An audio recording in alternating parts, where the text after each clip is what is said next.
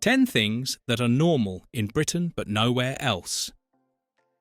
The UK is known for its politeness, historic landmarks, and deep love of tea. But once you step outside the British Isles, it becomes clear that some things Brits consider completely ordinary are in fact quite strange to the rest of the world. From separate taps to spontaneous queuing, these cultural quirks are woven into daily life, but can leave tourists baffled.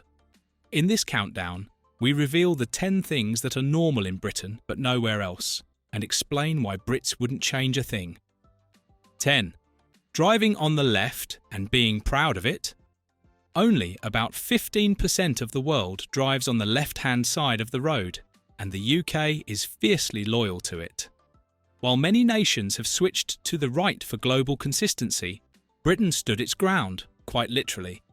The origins date back to medieval times when swordsmen rode on the left to draw with their right hand and keep their sword arm free.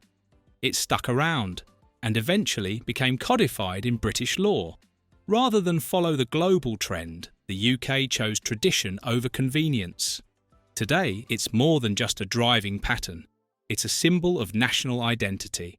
Tourists often find roundabouts terrifying and lane merges confusing, but Brits embrace their left-side lifestyle with pride. The road signs, motorway slipways, and even escalator etiquette reflect this system. It's a daily reminder that Britain does things its own way, quirky, proud, and perfectly functional. 9. Pubs as community hubs. In Britain, the local pub isn't just where you go for a drink. It's a second home, a debate chamber, a dining hall, and a therapy session rolled into one. In small towns and villages, the pub is often the central hub of community life. While bars elsewhere tend to cater to nightlife, British pubs are multi-generational spaces. You'll find families enjoying Sunday roasts, retirees chatting over pints, and locals gathering for quiz nights. Pubs host charity events, open mic sessions, football matches, and even funerals. The pub layout itself is part of the charm. Warm lighting, wooden beams, a real fireplace, and perhaps a resident dog snoozing under the bar stool. There's no table service. Order at the bar, pay up front, and carry your drinks with pride. To visitors, the pub may look like a cosy watering hole, but to Brits, it's a cultural institution. It's where communities are built, friendships are forged, and the nation's stories are shared, over a pint, of course. 8. Two-door buses and thanking the driver. Step onto a British bus and you'll notice a few things right away.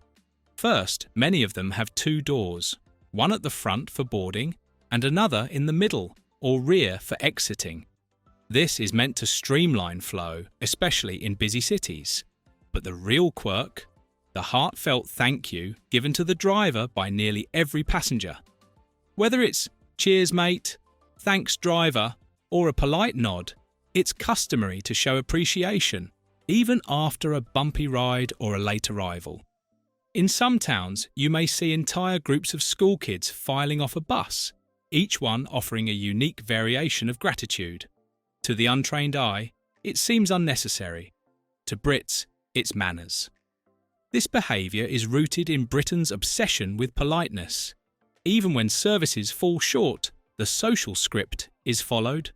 It's one of the last public places where formality still reigns. No matter how packed or chaotic the journey, you exit with dignity and a thank you. 7. Obsessing over queues. In Britain, queuing isn't just a way to wait, it's a moral principle. It's fairness in action. It's the civilised alternative to chaos. At bus stops, bakeries, airports, festivals, anywhere people might gather, an invisible force creates the line. You don't cut, you don't sneak, you queue. Queue etiquette is so strong that even when there's no obvious line, Brits will invent one. One person stands still, another joins, and before long a full line has formed, for something that hasn't even opened yet. Queue jumping, on the other hand, is a national offence. The response is never physical. but you will feel the collective silent judgment of every British soul in that line. Passive aggression is Britain's favourite punishment. To visitors, this ritual is amusing, but for locals, it's about respect, order, and patience. If there's one place Britain truly excels in unity, it's the queue. 6. Adding you to words that don't need it. In Britain, words like colour, flavour, and honour are written with an extra U, and Brits will defend those letters like national treasures. Americans, of course, dropped the U in the 19th century thanks to Noah Webster's spelling reforms. But the UK wasn't having it. To British eyes, colour looks unfinished. Humour feels hollow. Keeping the U isn't just about spelling, it's about preserving heritage, elegance, and tradition. The same goes for using re instead of er, as in centre versus centre, and s instead of z in words like realise. British English isn't just different, it's defiantly so. These little spelling differences are cultural cues that signal identity, history, and, quietly, a sense of linguistic superiority. Spell it the British way, and you're showing class. Drop the U, and you might be labelled too American, faster than you can say aluminium. 5. Talking about the weather, constantly. Nowhere else in the world is the weather quite as central to daily conversation as it is in Britain. From sun to sleet, fog to drizzle, Brits are always ready to comment, especially when it changes by the hour. It's not just filler chat, it's a national dialogue. Saying, "Bit nippy out, isn't it?" is more than a weather update.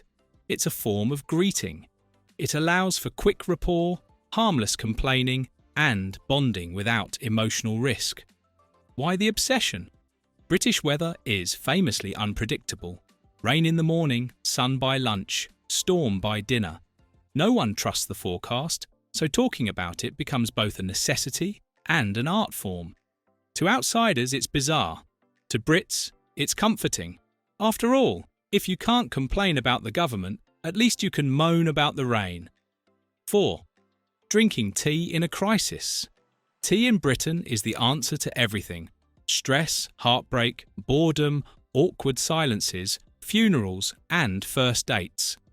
You could be on fire and someone would still say, "Let's get the kettle on."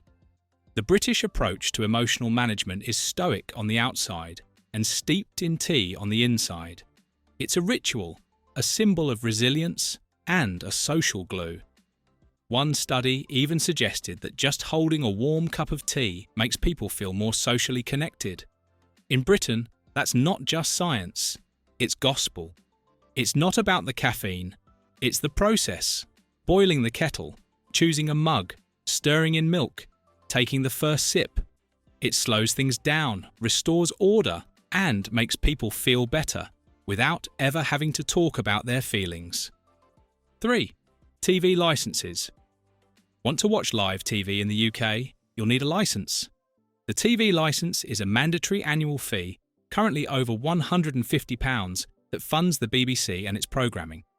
No ads, no private funding, just public money for public broadcasting. Enforcement is serious. Miss a payment and you'll get letters, threats of fines, and tales of roaming detector vans. It sounds Orwellian to outsiders, but to Brits, it's just part of the deal. The licence supports a national institution. The BBC provides everything from documentaries and dramas to radio and news. And while many now stream shows via Netflix or YouTube, millions still pay the fee out of habit, loyalty, or fear of the dreaded knock on the door. Love it or hate it, the TV licence is a very British way of saying, "We value culture, but we'll guilt you into funding it." 2. Apologising all the time. British people say sorry for things that aren't their fault. Someone bumps into them? Sorry. The train's late? Sorry. You sneeze and they say, "Sorry." It's not about fault, it's about empathy, politeness, and diffusing tension. Apologising is used to keep the social peace. Saying sorry can mean, "I acknowledge your presence. Please don't be annoyed," or "let's move on." It's so embedded in British culture that people apologise to furniture. Bump into a chair. "Oops, sorry." Drop your phone. "Sorry about that." British sorries are not always sincere, but they're always expected. To foreigners, it's confusing. To Brits, it's just good manners. 1. Separate hot and cold taps. Finally, we arrive at the crown jewel of British domestic oddities: separate hot and cold water taps. Found in homes, public toilets, and charming B&Bs across the land, these dual faucets are a source of pride and mild burns. The reason? Historic plumbing. British homes once kept hot water in storage tanks, often susceptible to contamination. Cold water came straight from the mains. Mixing the two could be unsafe, so they remained separate. Modern systems have long made this unnecessary. Yet the tradition persists. Many homes still install separate taps out of habit or aesthetic preference. To Brits, it's just how you wash your hands. To everyone else, it's a two-handed dance between frostbite and third-degree burns. From left-side driving to scalding hot taps, these strange and wonderful habits make Britain uniquely British. They may baffle outsiders, but to those who grew up with them, they're just part of daily life. Which of these quirks surprised you the most? Let us know. And remember, always say sorry if you laugh too hard. Thank you for watching this video. Please don't forget to subscribe and turn on the notification bell.